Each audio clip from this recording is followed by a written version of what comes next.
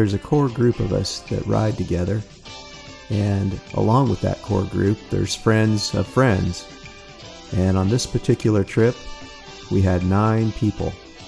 I can't tell you how much I appreciate having a group of guys that have some of the same interests as me. We can relate. And I think it's good for guys to get together and blow off some steam. And that's what we did. We had talked about doing Moab again, but we decided that we could do something a little closer and it would be a little easier on everybody. So we ended up at Milliken. My camera on? My camera on? Yeah. Well, as some of you know, there's a few things I like to do in life. One is fly, and the other is ride my dirt bike. Not all of my friends that ride dirt bikes are pilots, but many of them are. I think the thing about riding dirt bikes and flying, the type of flying I do, and to be specific, is that it's eye-hand coordination.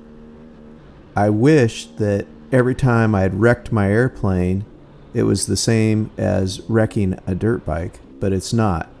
The FAA gets involved. Got to fill out a lot of paperwork.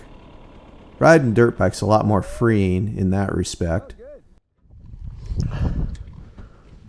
Okay, I need some good bullshit for my video.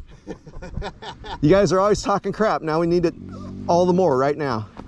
Now we're all talked down. Yeah. The first day. Yeah.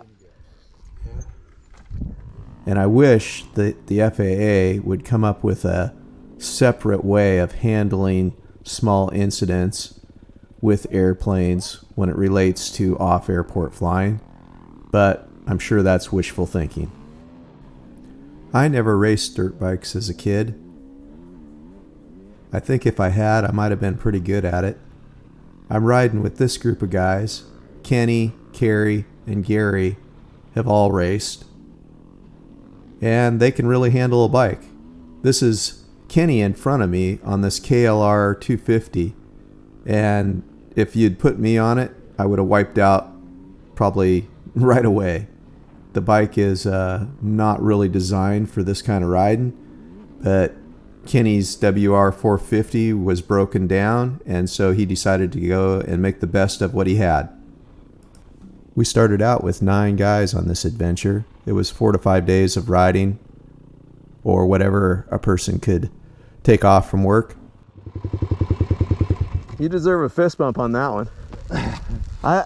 I couldn't go any faster. Yeah. I mean, on the straightaways I probably could. Yeah.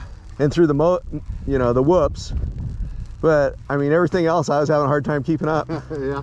Boy, I really hit a rock one time. Yeah, I saw that. Yeah. He hauls ass on this thing. It's frightening. It is. Street legal Kawasaki 250. Yeah. Look at those tires. Keeps up with, or is ahead of KTM 300 XCW. Of course, Ryder has something to do with that. Because I couldn't get on that bike and do that. No way. Well, I could, but about 15 feet. Oh. Yeah. It all depends on how many whoops there are. Yeah. Yeah. That's true. If you got a bunch of whoops, you're going to be hurting. Yeah. Yeah. Because that back end's just like whoosh, whoosh from side to side. Oh, that's fun. I hope I got that on video. Yeah.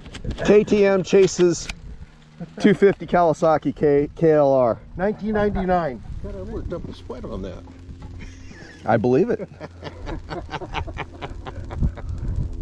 I figured at some point you'd actually let off the throttle and slow down a little bit, but you never did. I'm not sure Kenny knows how to do that. Oh. I'm not sure that's a linear throttle.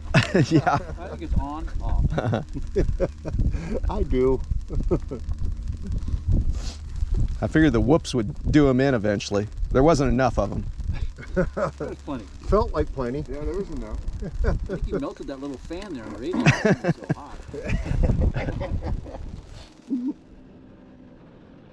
This is Gary Dreen in front of me right now on his 350 EXC. I met Gary for the first time in Green River, Utah.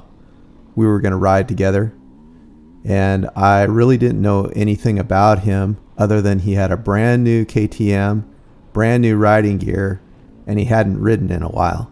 As soon as he launched, I could see that he rode this bike like he was in his 20s. And at that point, it was a race to keep up with him. I think dirt bikers tend to be a little competitive by nature. We do take turns being out front so that not just one person's eating the dust of someone else all day long. But on occasions, guys try to pass guys, or boys will be boys, as they may say. I know this is a departure from my normal videos, and so if you made it this far and you didn't enjoy it, sorry. I made this for myself and for my buddies and decided to post it to YouTube so others could see what I do when I'm not flying my airplane.